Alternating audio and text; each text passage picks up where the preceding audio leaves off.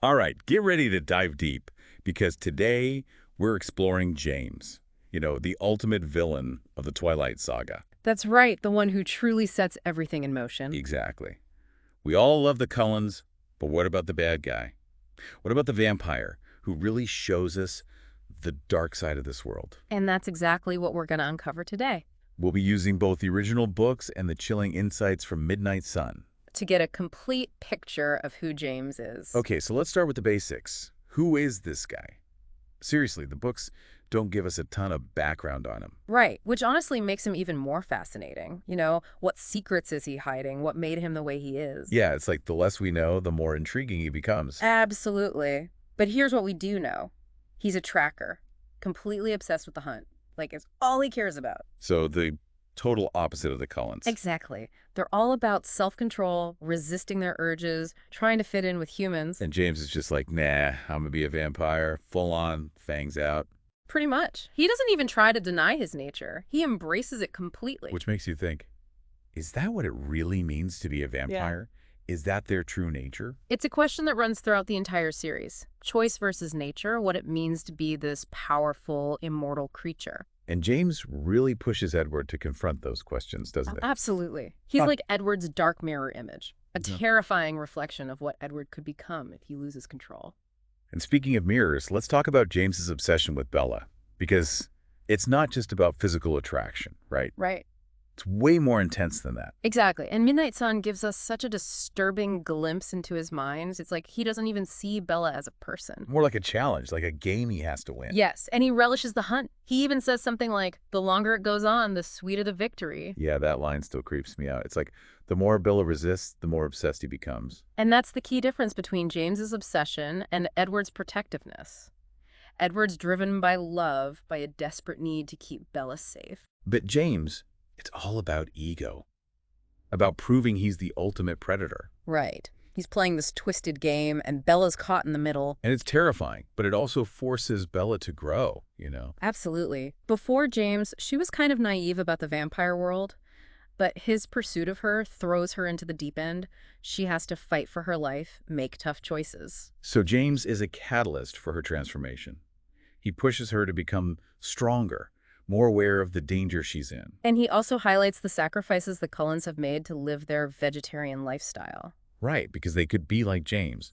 They could give in to their instincts. But they choose not to. They choose to resist, even though it's constantly a struggle. It's like James is this constant reminder of what they could become, a shadow looming over their seemingly peaceful existence. And let's not forget the other important relationship in James's life, his bond with Victoria. Yeah, that's a whole other layer of complexity. Because their relationship, as twisted as it is, shows that James is capable of connection, of loyalty, even love. Which some fans argue makes him more sympathetic, It's like, maybe he's not completely heartless. It's interesting how a character like James can spark such different interpretations. Some people see him as pure evil, while others try to find some redeeming qualities in him. All right, so we've talked about his motivations, his relationships, how he impacts Bella and the Cullens.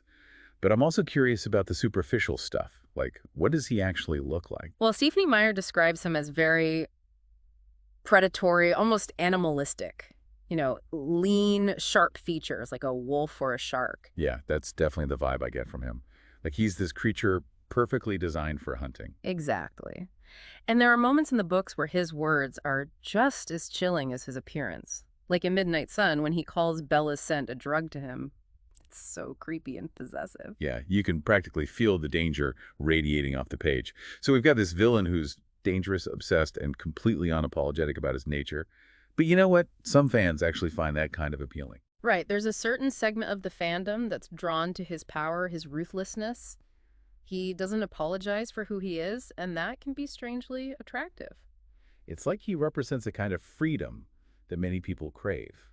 The freedom to be completely oneself without any constraints, even if that self is a little bit, dangerous. And that's what makes him such a great villain.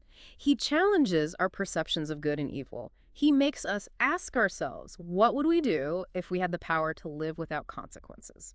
Okay, that's a pretty heavy question, but it's definitely one worth thinking about, especially in the context of James's story. Because his choices have very real consequences, not just for him, but for everyone around him. So what's the point of James? What does he ultimately contribute to the story?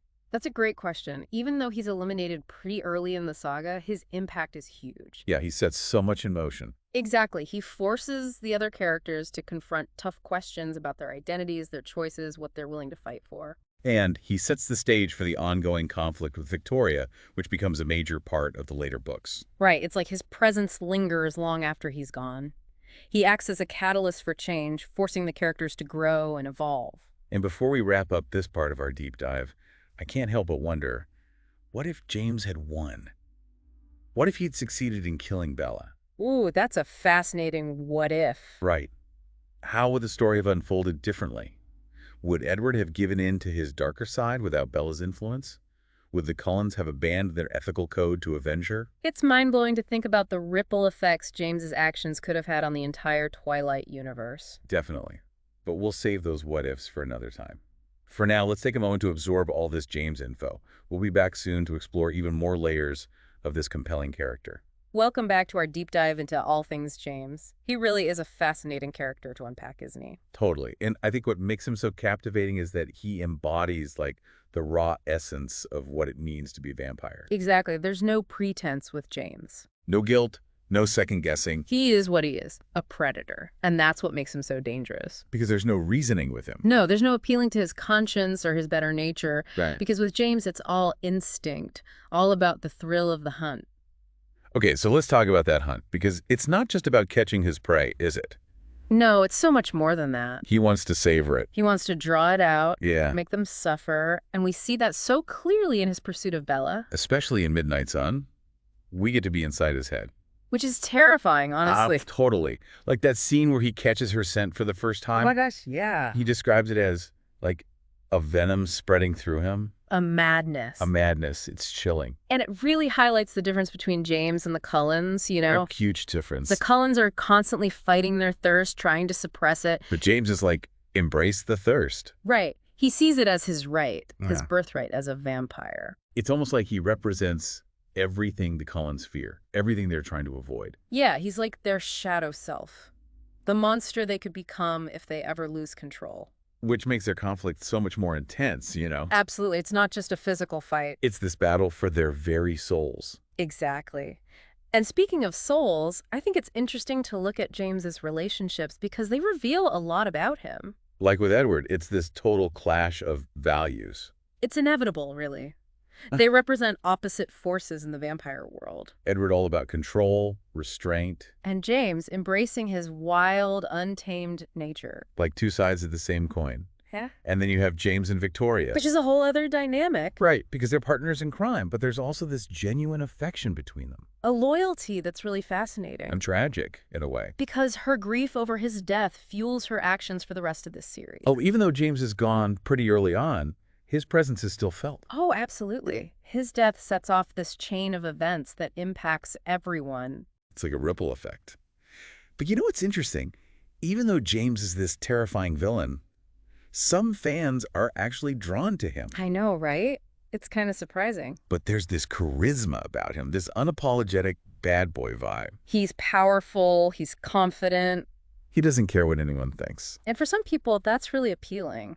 It's like he represents a kind of freedom, you know, the freedom to be yourself, no matter how dark or dangerous that might be. And that's what makes him such a great literary villain. He makes you question your own morals. Yeah, he makes you wonder, what would I do if I had that kind of power? Would you use it for good? Or would you give in to temptation? Ooh, that's a tough one. But it's a question that's worth asking, especially when you consider the consequences of James's actions. Because his choices have a huge impact, not just on him, but on everyone around him. Which brings us to another interesting aspect of James, his symbolic significance. Oh, yeah, there's a lot to unpack there. So in the grand scheme of things, what does James represent? Well, on a basic level, he embodies the raw, untamed power of the vampire world. He's a reminder that this world is dangerous. That Bella is constantly in danger just by being close to Edward. It's like a big flashing warning sign. Vampires are not to be messed with. Exactly. But on a deeper level, I think James also represents temptation. The temptation to give in to your darker impulses. The allure of power without responsibility. He's like the road not taken for the Cullens. The path to ruin. And it's a tempting path, isn't it? To have that kind of freedom, that lack of restraint. It's both terrifying and exhilarating. And it really makes you think about the choices we make in our own lives. Do we strive for control, like the Cullens? Or do we give in to our desires, like James? And those choices, as James's story shows us, have a huge impact on ourselves and the people around us. Wow, that's deep. I think we need a minute to process all that before we move on. Yeah, let's take a quick break and then come back for the final part of our James deep dive. All right, we're back for the final part of our deep dive into the world of James. You know, we've covered a lot of ground, from his twisted motivations to his complex relationships. And how his actions set off this whole chain of events that really shapes the entire Twilight saga. It's amazing how one character can have such a huge impact, even though he's not around for very long. Right, and we've also talked about how fans have such different reactions to him. Some people find him totally repulsive, while others are strangely drawn to his bad boy persona. Yeah, it's like he represents this dark side that we all have, but most of us choose to suppress. But he just embraces it, you know? No apologies, no regrets. Which brings us to a question that a lot of fans have. Could James have been redeemed? Ooh, that's a good one. Was he just born bad, or could he have chosen a different path? It's the classic nature versus nurture debate. Like if he'd met someone like Carlisle early on, someone who showed him a different way to live as a vampire. Maybe she could have become one of the good guys. That's a tantalizing thought, isn't it? To imagine James as a protector instead of a predator. But then you have other fans who say, no way, he was too far gone. They point to his sadistic tendencies, his complete disregard for human life.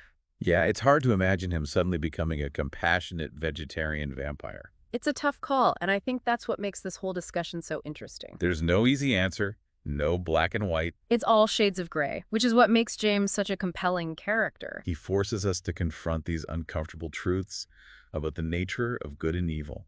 And about the choices we make in our own lives.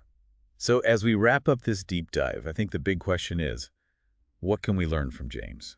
I think one of the key takeaways is that our choices have consequences. Like James chose to embrace his dark side, and it ultimately led to his downfall. Whereas the Cullens choose a different path, one of self-control and compassion, and they find a way to survive and even thrive. It's a reminder that we all have the power to choose who we want to be. Even when faced with temptation. And those choices shape not only our own destinies, but the destinies of those around us. So, as we say goodbye to James, I want to leave you with one final thought. If you were in his shoes, faced with the same choices, what would you have done? Would you have followed the path of darkness or sought out the light? It's a question worth pondering, and it's one that Stephenie Meyer leaves us grappling with long after we finish the books. James may be gone, but his legacy lives on. He challenges us to think about the nature of good and evil, the consequences of our choices, and the power we all have to shape our own destinies. And for those of you who want to delve even deeper into his psyche, I highly recommend checking out Midnight Sun. It gives you a chilling and insightful look into the mind of a predator. It's a must-read for any true Twilight fan. So thanks for joining us on this deep dive into the world of James. We hope you enjoyed exploring the dark corners of the Twilight saga, and we'll see you next time for another deep dive into the world of vampires, werewolves, and all things supernatural.